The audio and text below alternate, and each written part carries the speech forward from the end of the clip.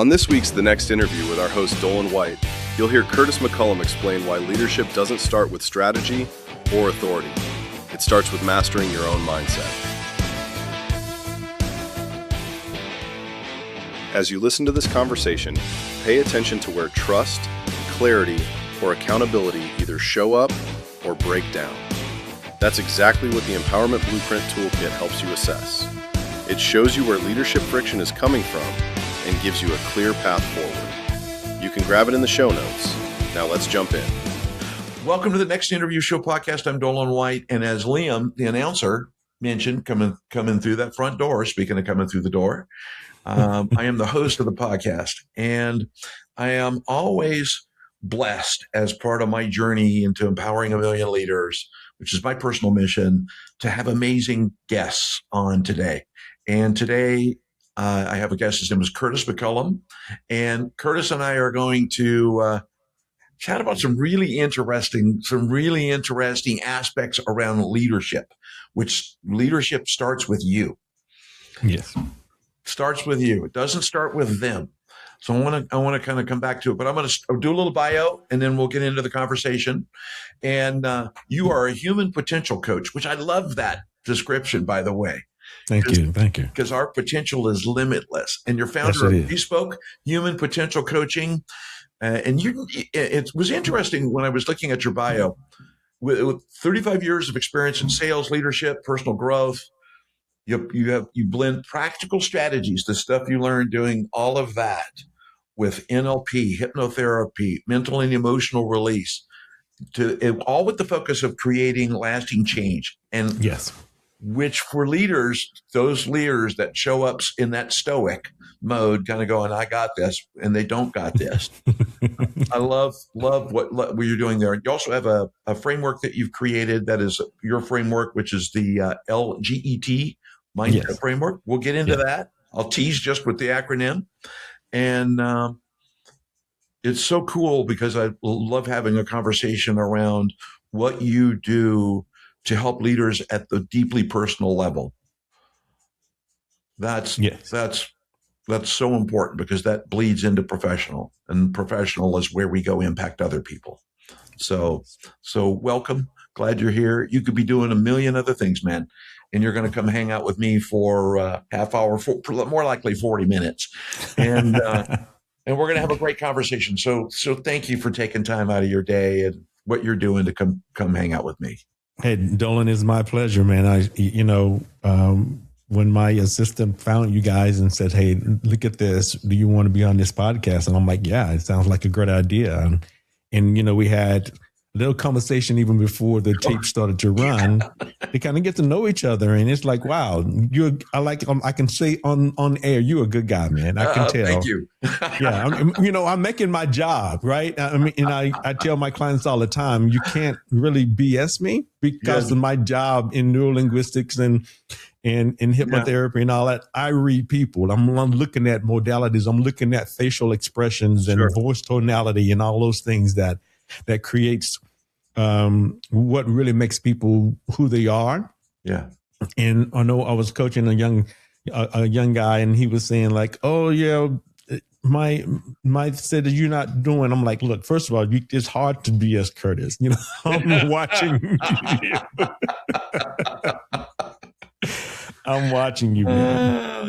I just love that. That's so important. So we could just step off the curb and go right into it. But before we do that, let's take a couple of minutes. I'd love for the listeners to hear about your background, your journey. You bring a lot of rich experience to what you do. Yes. And just a chance to let's kind of frame that, and then we'll get into the chat. We'll just talk a little bit.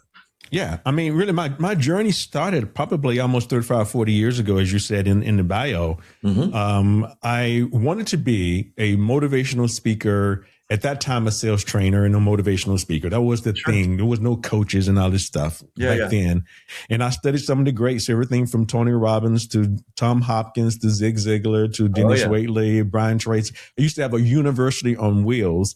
And I was in sales. I was in financial services. I went to this company and became part of that company. Right. And I started utilizing all the things that I had learned in those tapes and those books. And I also used self-hypnosis during that time. And in less than a year and a half, I became number one in the company, broke all their records, and just went gangbusters. Yeah. And Yeah. I always like to put this in, and because of some of my own blind spots and some of my own limitations, and my limiting beliefs, I literally, Doland, got up at my awards dinner, 1,000 people in this auditorium in Las Vegas. I got up and I quit. Boom, dropped the mic, because I felt like I wasn't good enough, I wasn't worthy, and so on and so forth. Sure. And so the journey, so I stayed in financial services for about 35 years. Right. 5 years ago, we were financially in a position for me to retire, and I did. And my wife says, look, what do you really want to do at this point? I said, well, let's do what I set out to do, almost 40 years ago. It's like, like the children of Israel in the, going through the desert, right? Yeah. It's like the path to where they were getting to could have been really quick. It was not that far. Sure. But it took them 40 years to get there. Yes. And I tell people all the time, you don't have to take 40 years to get to where you want to go. Oh, that's so good. The path is a little bit simpler. And so I got a certification as an executive coach, and started coaching, and I hated it because coaching within itself, it just deals with the cognitive part of change. Yeah. And so, it was like doing the ICC, IFC, RC, whatever doing their model, it just didn't work for me. And so I'm like, okay, Curtis, that's not you. And so I went back and I got a certification as a clinical hypnotherapist, and also have a diploma as a clinical hypnotherapist. I'm also a master practitioner in neurolinguistic programming and a master practitioner in mental and emotional release. And then what I did was I combined all of those modalities together, and like, wow, boom, that's it. Because not only am I a great coach, but I'm also a great facilitator for change. Not just change, but lasting change. So that's kind of that's my story. That's a great story. So we have a brotherhood in failing at retirement.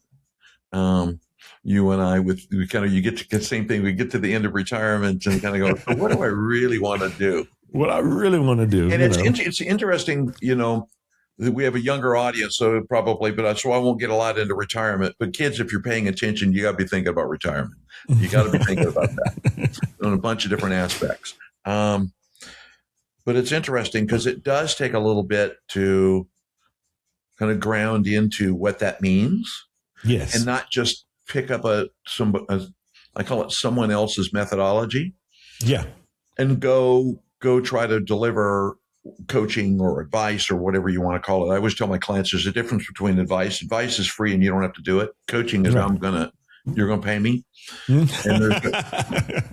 I'm going to be following up with you. There you go. So, but I love that story. It was one of the boy, that got so many areas we could chat about. Kind of as you were going into that, one of the things I think, and we talked about this kind of before we hit, to your point, before we hit go on the tape here, was, a lot of leaders, there's this premise from a leadership perspective, and I was guilty of this as a young dude when I, pre-white hair, showing up and saying, I got this. Yes. And I didn't got it. And a lot of it is because I did bring baggage with me from childhood and from experiences and all those other things. And I think leaders have a tendency to want to come in and be stoic, right? If I'm not, they will replace me if I'm not this rock. Yes. How do you, I would imagine you probably in your work with coaches, you probably never run into those people at all anywhere. One of the things I talk about, Doland, is this. I tell, and this is the big, especially for entrepreneurs and CEOs and founders, right? Yeah. And this is it. This is it, guys. Take your pens out or listen really carefully. It's okay not to be okay. but it's not okay to pretend that you're okay and you're not.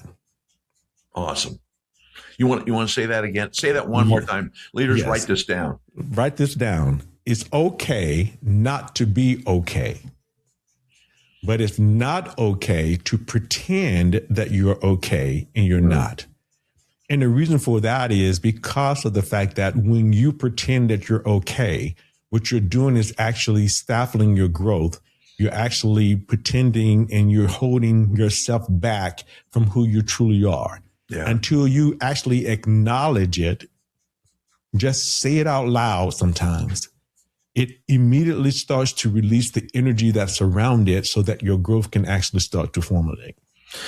Yeah, I think I love that, Curtis, because I think that's something that and particularly the part about saying it out loud. There is things change when you speak them. When you're speaking Yes, it does. There's a difference between reading it and speaking an affirmation and or speaking into a challenge that you're facing. Yes. The doors open, different synapses fire. So when you're working with those kinds of leaders, and I want to talk a little bit about your model too. There's all kinds of stuff I want to talk about today. I gotta like calm my brain just a little bit here for a moment. But when you're working with those kinds of individuals, there's always there's opportunity on their part for resistance. Yes. There's a pushback on, well, I hear you, Curtis, and that's really kind of cool, but let me tell you who I am. How do you help them begin that process of kind of stepping back and start coming to grips with what you're asking them to do? It's interesting. That's a great question. And it's interesting. This is what I found is that when an individual actually comes to me, they're ready for change. It's because they've tried everything else and failed. They've tried talk therapy. They've tried whatever else, hypnotherapy with someone else. They've tried coaching and they've tried this, and they still keep hitting this roadblock, right? They keep hitting this invisible ceiling that they cannot really put their finger on. Right. And so I guess when they come to me, Doland, what happens is that I have a gift that makes people feel comfortable. And as you well know in sales, a person does business with you when they like you and trust you. Spot on. Yeah. And so when they trust you, when they come into my office, which is where you're in my office right now, right? Right. You come into my office, they feel like, okay, this is the place that I can feel safe. Right. And I'm okay. And that's where the work starts, is that if a person doesn't feel safe in my office, then I can't help and support them. But when they come in my office and we talk about what's actually happening, and I was talking to someone yesterday and she's like, okay, I want to share this and I have not shared it with anybody, but I feel safe. I feel okay. I want to share this with you. Right. Good. That's so cool. Yeah. Yeah. And then that's the difference. The difference is like, hey, when they come to me, number one, I don't take anyone as a client that's not at a 7 or higher in a scale of coachability and ready for change. Yeah. If you come to me and says, you know what, Curtis, it sounds like a good idea. I'm thinking about it. I'm like, okay, when you get ready, like in the book of Think and Grow Rich, it talks about you have to have this desire, right? It's like, hey. That's a good pull. That book is within 3 inches of my finger every day. That first or second chapter talks about this desire you have to have. Yes, sir. So if they're not there, right. I tell people all the time, number one, I'm not going to chase you. I'm not going to spam you. Right. I'm not going to continue to send you a lot of emails and texts and all this, because you know why? Yeah. That means that you're not coachable. You're not ready for me. Right. And when you're ready, you'll come to me. If not, I don't have time to play. Because I tell people all the time, I say, I don't want to really mess up my track record. Yeah.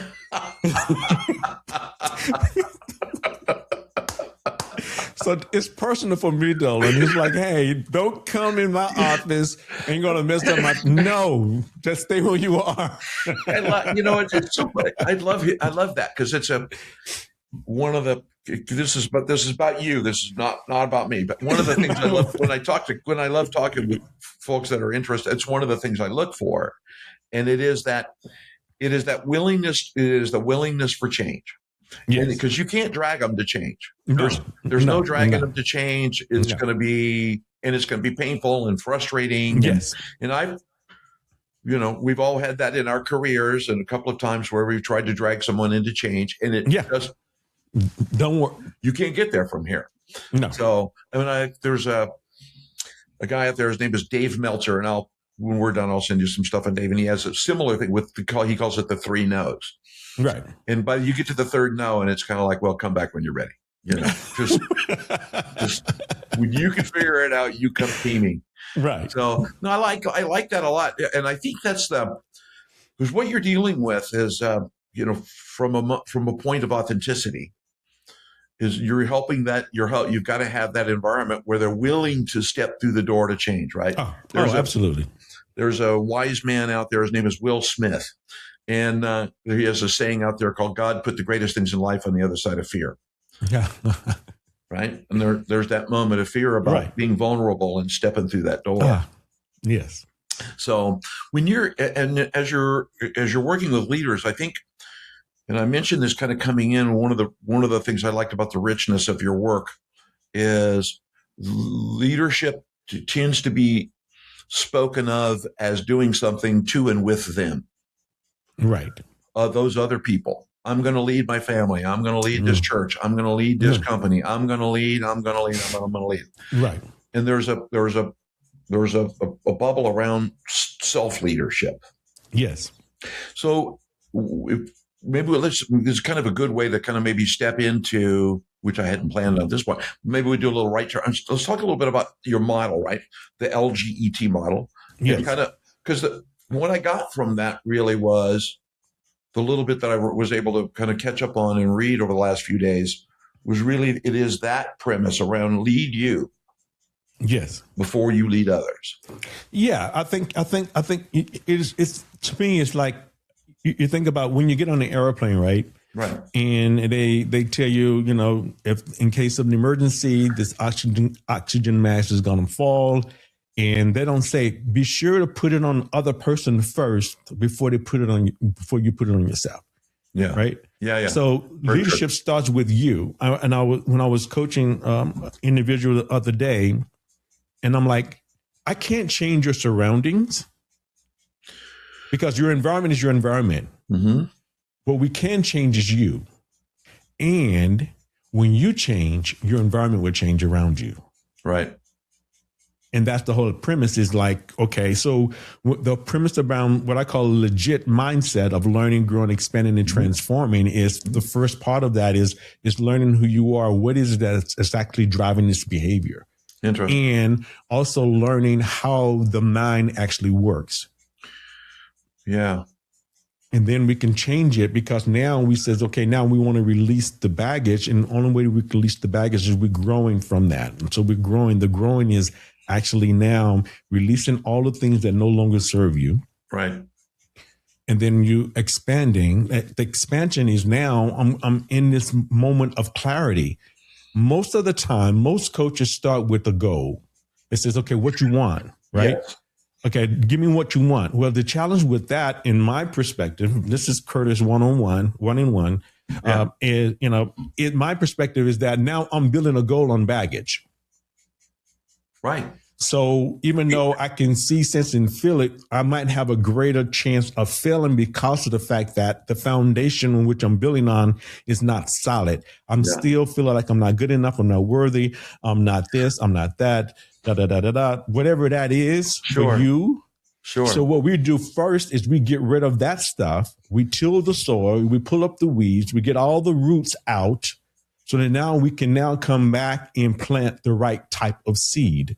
Right. That's the goal. That's the clarity. That's an expansion. Yeah. I really like that a lot because that's the natural, I think Curtis, there's that natural thing. And, when you go to business school, right, and you read Drucker or you read, right, Deming, and you read all these guys, right, it's vision, strategy, tactics, right? What's my vision? What's the number? Yeah. Then what's my strategy to get there? And then how many nails do I have to nail in that 2x4 in order to get the house to stand up? Right. And without that, the two pieces, I love talking about it all the time, is mindset, with three pieces: mindset, imagination, and spirit, your soul. Yeah. I love it. Some of us refer it to God, and some of us, there's different ways we call spirit, right? Yeah. But it is that connectivity in that. So I think one of the things, and so I love that work with, it's having raised sons, but, my advice to my boys always was get your head on first, right? Yes. Get yourself squared away. When you're working with that, I think there's a thought process that I'm going to change my mindset. And a lot of people kind of coming into this, because you're doing discovery through the learning part. Yes. Right? And then helping them grow into it, develop it. A lot of people kind of in that phase of development want to muscle their way through mindset. I know. Right. I'm just going to muscle my way through it. And and then guess what? Right. And with the challenge with that is this. This is the challenge with that. Can you do it that way? Yes. Have people done it? Absolutely. Sure. And there's an easier way. And that's why we utilize hypnotherapy in my practice of learning. Yeah. It's because of the fact that with hypnotherapy, think about it like this. These are the numbers, guys.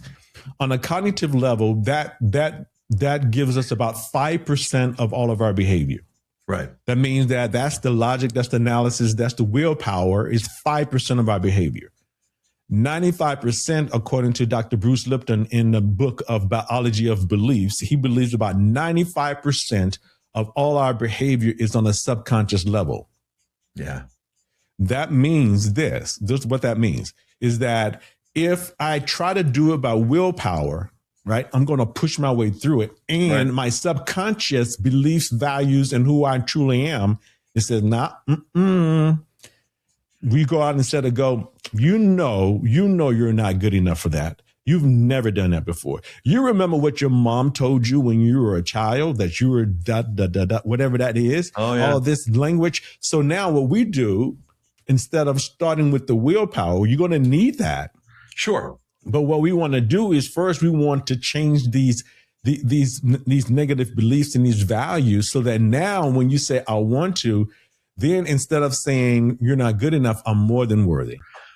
I'm more than good enough because I've changed all the baggage. Once we get rid of the baggage, then now you have, instead of you using just the 5% of willpower, now we're using 100% of all of your power. Right. That you have a greater chance of success that way. I think go ahead. I interrupted you. No. And that's kind of what we do. I mean, and that's kind of the whole ideal is, I could push through it. Right. But you're going to burn out. Well, it's like going to the gym and picking up that 300-pound weight after not being there for 20 years. It's like you're going to the hospital. Yeah. You do it. You push it. It's like, you don't know what you're doing. So you go in the gym and you start lifting all of that stuff all at one time and says, oh, I got this. And then you go back. Then the second day, right? Yes. You like the body like, no, you don't got this. I know. That's weird. I laugh. That's funny. At 70, I have those days every now and then when I get up and it's asked, what was I thinking yesterday? I did not. I feel that today. Felt good yesterday. No, it's funny you mentioned that, but I want to explore that a little bit more because I think there is that, there's that schooling, right, that we come with, and right. We tend to isolate business, family, career, money into buckets, right? We tend to, and a lot of people will talk about it. Well, there's 4 buckets in your life, and you do this. And I always talk about, no, there's actually only a bucket. Yes. Right? And all of this stuff munges together, and it's going to bleed together, highs and lows. So when you're kind of going through it, and I love that touching coming back. I will openly admit on this podcast, it's being recorded, but I'll say it out loud. I know nothing about hypnotherapy. Yes. Enough to be that I know what it is. But I love kind of your idea, the comment you made around you can muscle your way through that. Yes. right, and take that longer path, or there's a different solution. So what does hypnotherapy bring to the table that helps that leader move forward? Okay, what hypnotherapy is? First of all, let me explain to everybody. You've already been in hypnosis before. And hypnosis is a form of trance. Mm-hmm. It's one of those moments where you feel like you're in flow. Mm-hmm. Or it's a moment where you have relaxed the critical mind and the subconscious mind takes over. I'll give you an example of that so people can kind of get it, grasp it. Yeah. You're driving on the freeway and all of a sudden you just blink out driving. You don't see anything around you. And then 20 minutes later, you make it home. You didn't know what happened between the time you were driving and the time. That's a form of trance, right? Mm-hmm. Another form of trance will be like this. You go to a movie. You're watching a movie. You and your wife watching a movie together. Right. And all of a sudden, this thing jumps out and your heart starts to pound. Boom, boom, boom, boom, boom. Right. Or this story happens and you're sitting there crying and you know it's a movie, right? But on a subconscious level, you feel sense and you are there. You relaxed your critical mind and you allowed these experiences to come into your life. What we do in hypnotherapy is we do that on purpose with purpose. We relax your critical faculty, that part of your brain that guards your subconscious, right? So that now, if it's relaxed, we can speak directly to the subconscious mind where all the power is. And that's where all the changes are made. So now what we do, what I do is once we go through the cognitive part of your transformation, sure, I then create with them what I call a bespoke daily mental supplement. What is that? Basically, once you make change, right? We do the change on a subconscious level, but it has to be conditioned.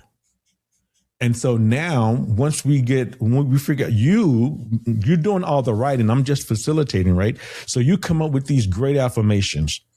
These now, because once we get rid of baggage, we replace the baggage with a reframe that now empowers you. So an example, so it's like, so the empowerment now is recorded. So now what you're doing in a relaxed, so I teach you how to do self-hypnosis and I also record it. And so on this recording, it's talking about all the things you already want and desire. Right. And now you're learning to relax your mind and it goes directly to the change. Boom, boom, boom. And it's so interesting. I was talking to one of my clients yesterday. I'm saying yesterday. I'm from Mississippi, so time is I don't have a time thing. I was talking with them, and it was like, Curtis. I don't understand it. I'm so calm now. I'm so confident, and I'm present with my kids, and I'm like, that's exactly what you asked for, right? Now sometimes they come to me like, oh my God, you don't understand what happened. All of a sudden I started doing it. I said, all of a sudden, you don't remember that we programmed that. And now it's all of a sudden. Yeah. They don't even realize because the growth is from the inside. Right. And not from the outside. That's so cool. They're no longer forcing change. It's like become a part of who they're, the part of their being. I love that because I think that it is in what you just said. In leaders, I would say, if there's a button on your device, generally most of you are listening on a mobile device, and it's got a rewind on it. It'll say 30 or 60. Go back, right? And then probably the lower right hand corner of your screen, there's a button that says speed. Listen to it at 1, not 1.25. Yeah. Go back and let that sink in, because I think that's what you were just, and thank you for that. That's a really important statement around framing in the subconscious. That it's originally from Alabama too, so I'm with you on the time space part there. I tell people all the time, if you need translation, I speak their language. I can tell you what they're talking about. There you go. Because sometimes you got to figure it out.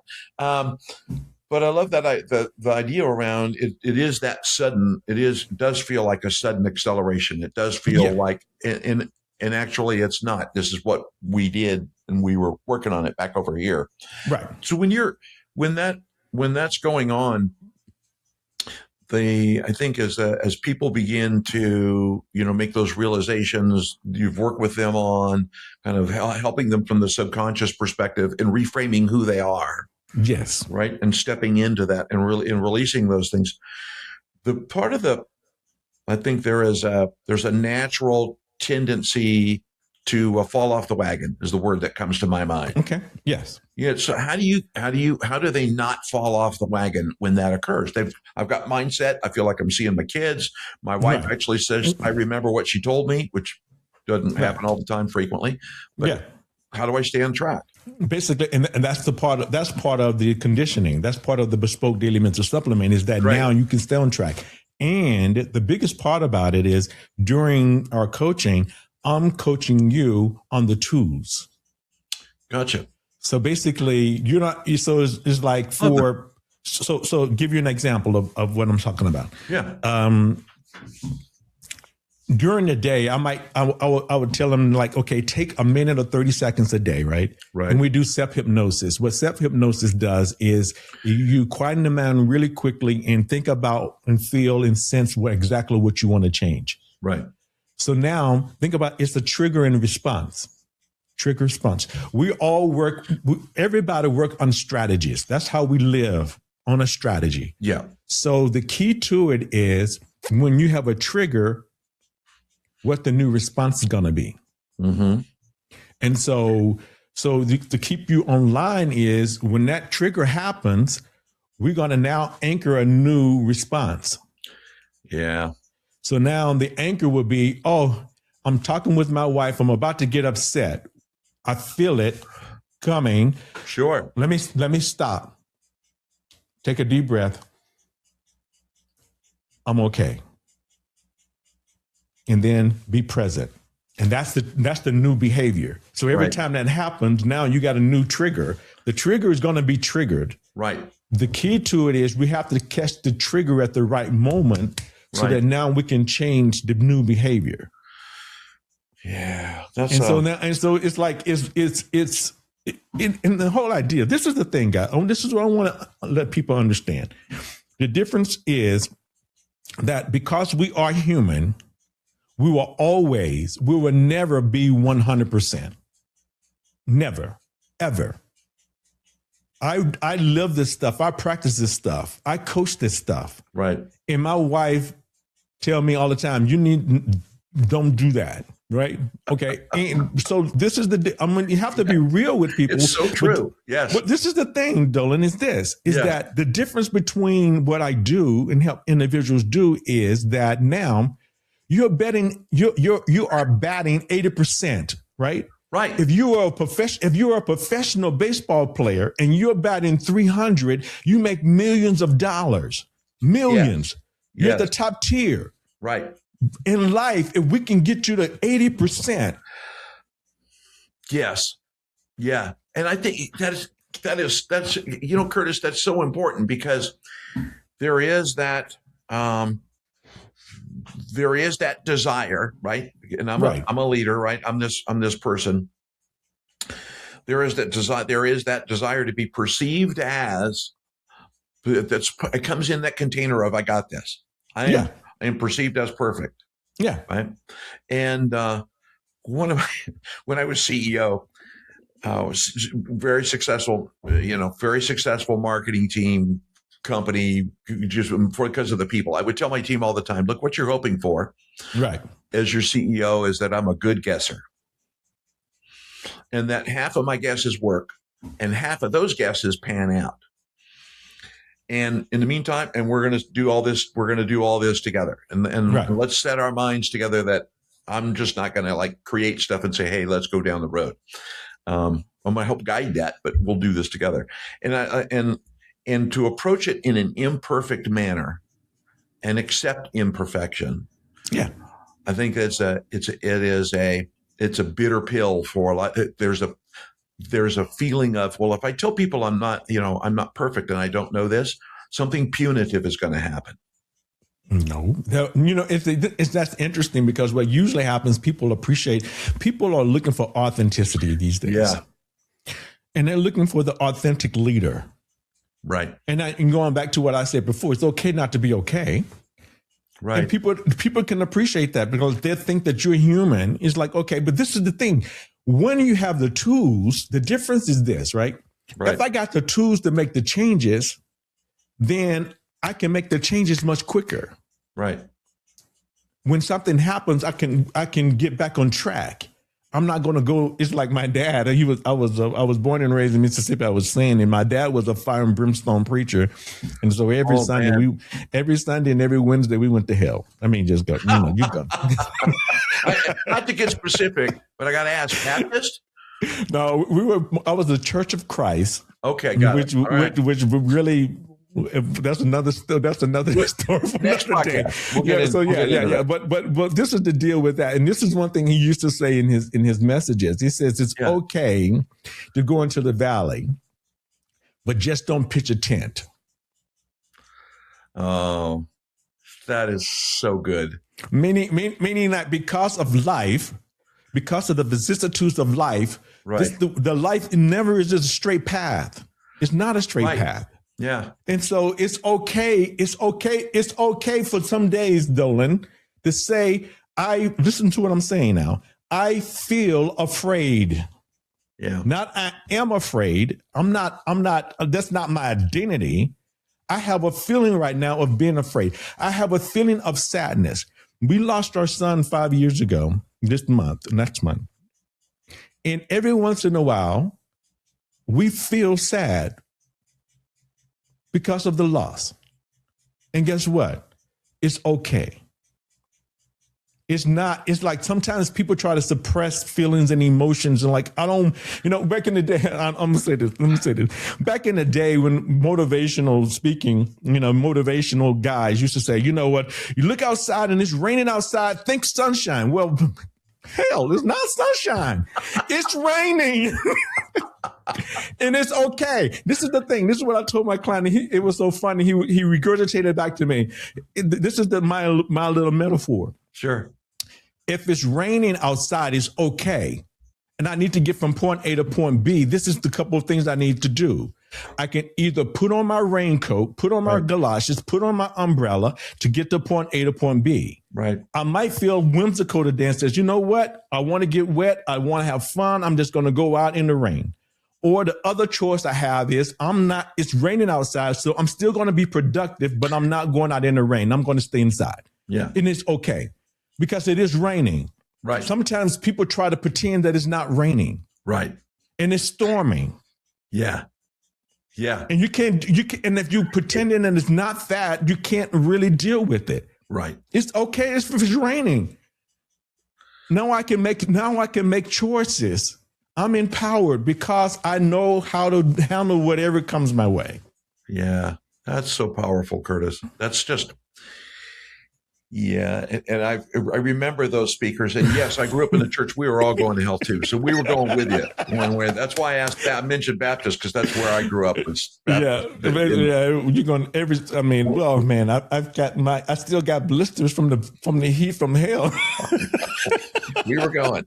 Boy, I grew up as boy. Boy, that was who I was. So, didn't know my name for about the first 10 years.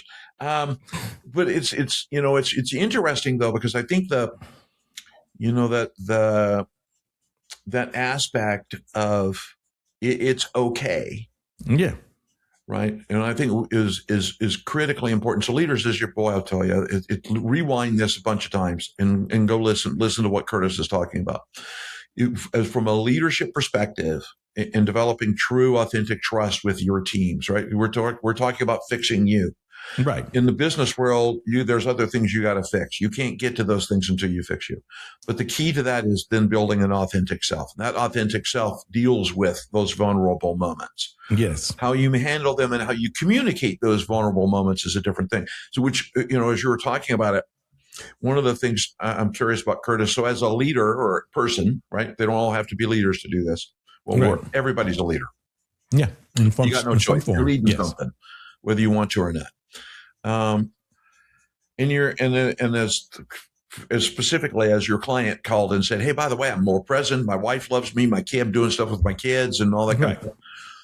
For those around you who see you, they see the change. You're now something you weren't. Yes, absolutely. So how do you there's trust that circles that. How do you continue to maintain that trust? Because now, as leaders have a tendency sometimes, and I've seen this inside of organizations where they show up and overshare. And the team goes, hey, I really love that you're doing all this. This is really good, but I kind of I don't need to know this. Right. Right. And go ahead. Yeah, and to that point is one of the leaders I'm working with now, his company does not know that he's being coached. They just see the results. Interesting. They see the results as a boss. Yeah. They're like, they come in his office. You're so much, you're more present now, and he doesn't go off like he did before, and he's just like a better boss. But guess what that means to them? What's what it means to the company? Right. They become more productive. Right. Because now they feel like he is approachable. He is empathetic. Yeah. See, before he wasn't empathetic. He didn't even know what that meant. Right. He wanted that as a goal. One of his objectives was, I want to be more empathetic. And now he walks in their shoes. So when they come in with something, he's not making judgments based on what he sees until he asks the question. Yeah. What's actually troubling you? And that, and I learned that, Doland. I was guilty of that myself. It's like, I would get so upset if somebody wouldn't make an appointment or whatever, and they didn't show up. And then when we lost our son 5 years ago, I'm like, you know what? I don't know what's going on in that person's life. Right. I don't know what happened. And sometimes, if a person I have a podcast or whatever, or miss an appointment, I'm like, my first question is this: are you okay? Yeah, love that. And most of the time, you find out, no, Curtis, I'm having a hard time. And one person said, I was in the hospital, I couldn't call, whatever it was. But why should I be getting upset with something that I don't have to? Right. I don't even know. So, yeah, Yeah, I love it, but that's important. I met with four founders yesterday in this company, and we were talking, we're having this conversation. They have goals and they have things they want to go do. And we started over with the conversation around, let's talk about your worthy ideal.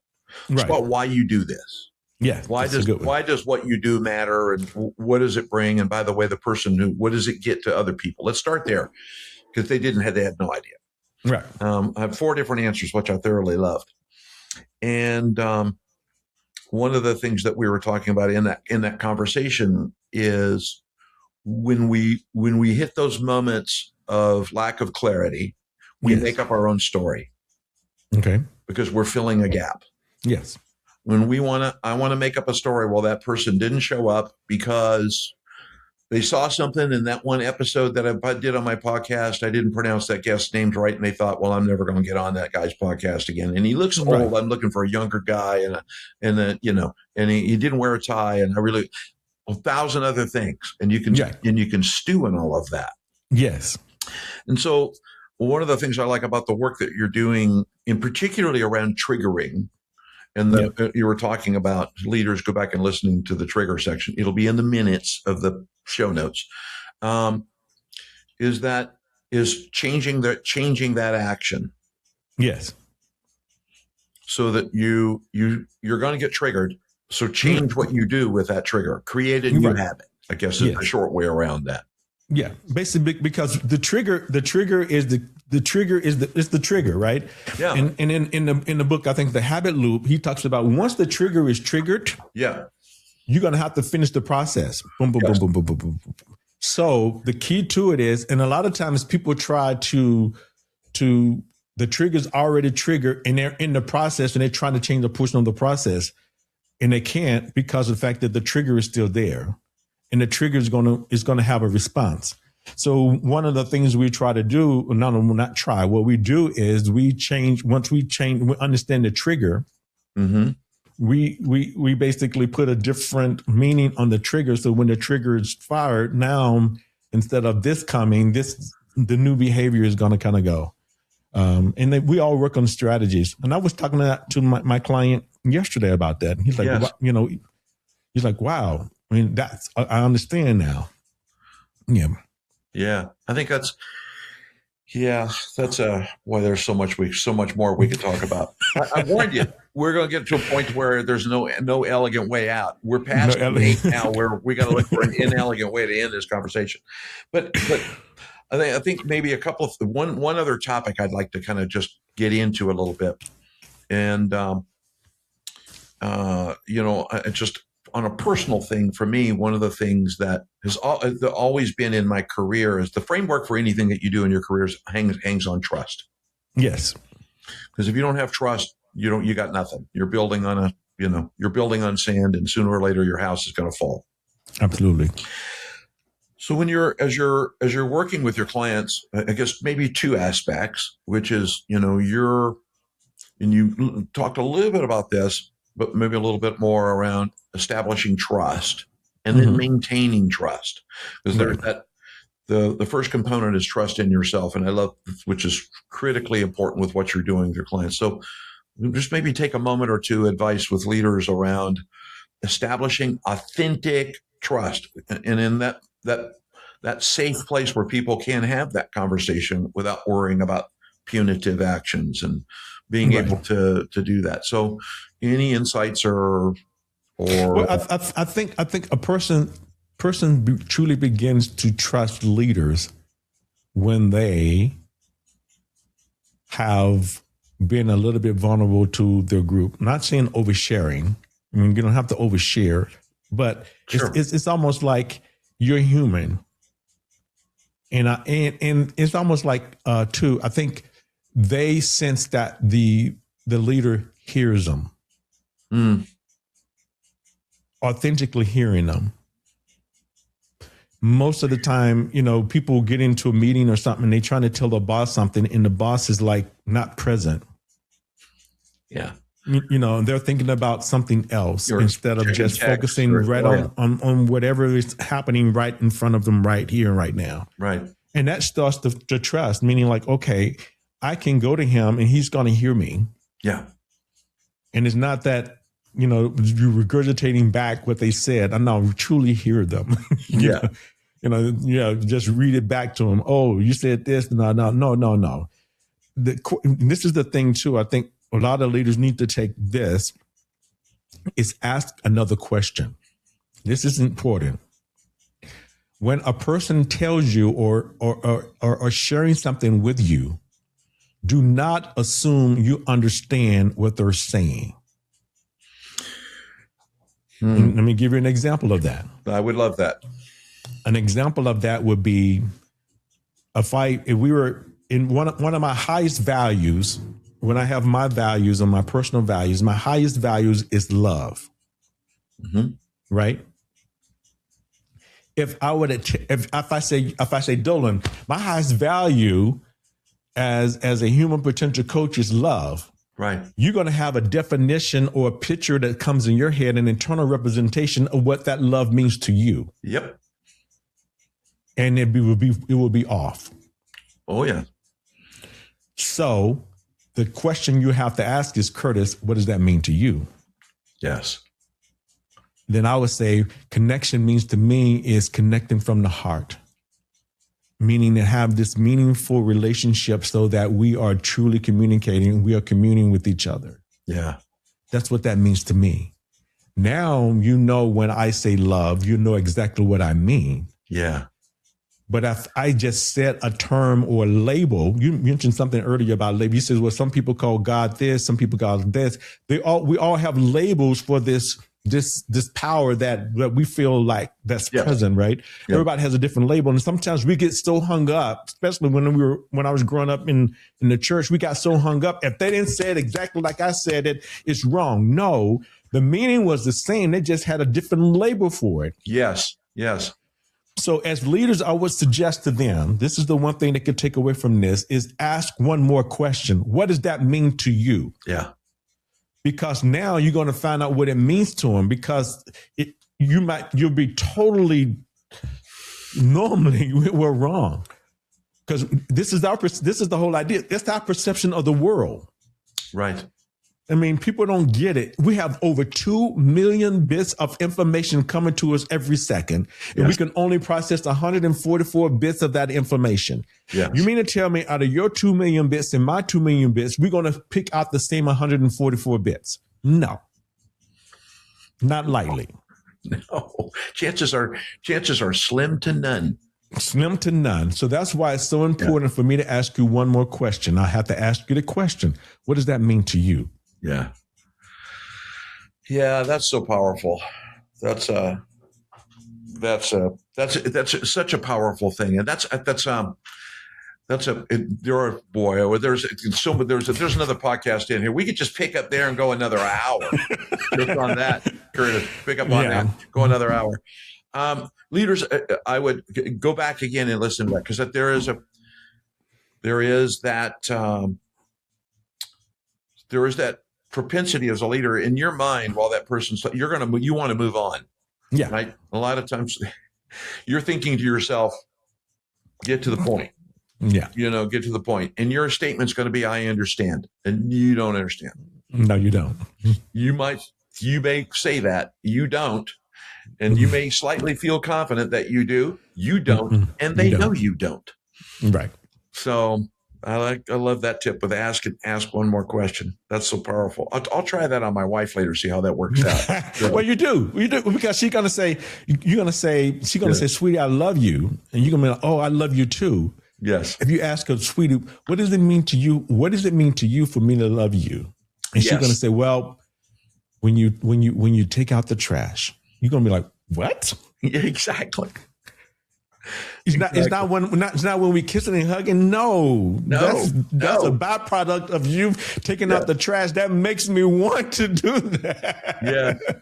Yeah. That's I have a question every day that I ask her. What is the one thing I can do today to show you how much I love you?